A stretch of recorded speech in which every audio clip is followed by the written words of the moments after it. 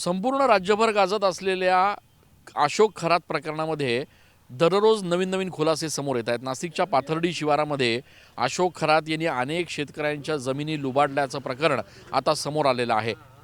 काहींना व्यवहार करून पैसेच दिले नाही, तर काहींचे ज्यावेळेला व्यवहार झाले त्यावेळेला त्यांच्या घरातले जे मुलं आहेत ते या ठिकाणी गायब झाल्याचे धक्कादायक प्रकार आता उघड होऊ लागलेत।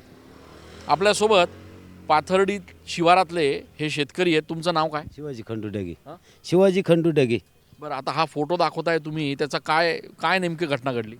माझी स्वतःची प्रॉपर्टी होती आणि माझ्या मुलानं पॉइझन घेतलं न महिन्यानं मला जागा विकायला लागली आणि मुलगा मिसिंग झालाय. बरं, पण तुमचा मुलगा नेमका कधी मिसिंग झाला आणि काय नेमकी घटना घडली ते सांगा थोडक्यात.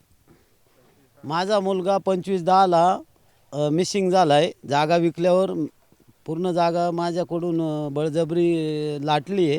माझी स्वतःची प्रॉपर्टी असून माझी जागा विकून मुलगानं पैसे घेतले का नाही घेतले हे मला माहीत नाही. माझ्याकडे पैसे पण आले नाही असं. बरं, पण म्हणजे तुमच्या मुलांनी कोणाला जागा विकली आणि पैसे कोणी दिले त्याला? खरात साहेब. हां, हो, त्यांना जागा विकली पण माझ्याकडे पैसेच आले नाही. माझ्या मुलानेच पैसे घेतले का नाही घेतले हे पण मला माहीत नाही. आणि तेव्हापासून तो फरारच आहे. हो, मिसिंग आहे. त्या तशापासून मिसिंग आहे. बरं, तुम्ही या संदर्भात तक्रार दिलेली दिसते, ही तक्रार आहे. हो यांनी अशा पद्धतीची ही तक्रार दिलेली आहे पोलीस स्टेशनला सुद्धा. हो त्यांचा मुलगा जो आहे तो या ठिकाणी मिसिंग आहे. ज्या वेळेला ही 20 गुंठे जागा त्यांनी खरं तर विकली त्याच्या दिवसापासूनच त्यांचा मुलगा बेपत्ता असल्याच्या तक्रारी त्यांनी दिलेल्या आहेत. पण मग याच्यानंतर तुम्ही हे जे खरात आहेत त्यांच्याशी संपर्क साधण्याचा काही प्रयत्न केला का?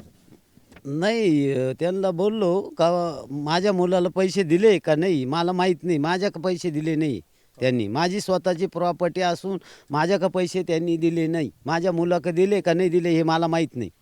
बरं, आपण बघतोय की या ठिकाणी हे जे पाथर्डी शिवार आहे, या पाथर्डी शिवारामध्ये अशोक खरात यानं त्याच्या स्वतःच्या नावावर, त्याच्या बायकोच्या, आईच्या, भावाच्या, वहिनीच्या नावावर, मुलींच्या नावावर मोठ्या प्रमाणात जमिनी खरेदी केलेल्या आहेत. मात्र या जमिनी खरेदी करत असताना अनेक शेतकऱ्यांना पैसेच दिले नाही, तर काही शेतकऱ्यांचं असं म्हणणं आहे की ज्यावेळेला त्यांची खरेदी झाली तेव्हापासून त्यांचा मुलगाच बेपत्ता आहे. हे संपूर्ण प्रकरण संशयाच्या भोवऱ्यात आहे. पोलिसांनी आता जी SIT स्थापन केलेली आहे त्या SITच्या माध्यमातून जसे त्याचे लैंगिक प्रकार उघडकीस येत आहेत, शोषणाचे प्रकार उघडकीस येत आहेत, त्याचप्रमाणे जमिनीच्या या संपूर्ण गैरव्यवहाराचे प्रकार देखील आता तपासात घेतले पाहिजे. आणि हे जे शेतकरी आहेत ज्यांची फसवणूक झालेली आहे, ज्यांचे पैसे अद्याप दिलेले नाही आहेत, त्यांना देखील न्याय मिळावा असं पाथर्डी शिवारातल्या या सगळ्या शेतकऱ्यांचं म्हणणं आहे. कॅमेरा पर्सन आकाश शेवलेसह मी चंदन पूजा अधिकारी, TV9 मराठी.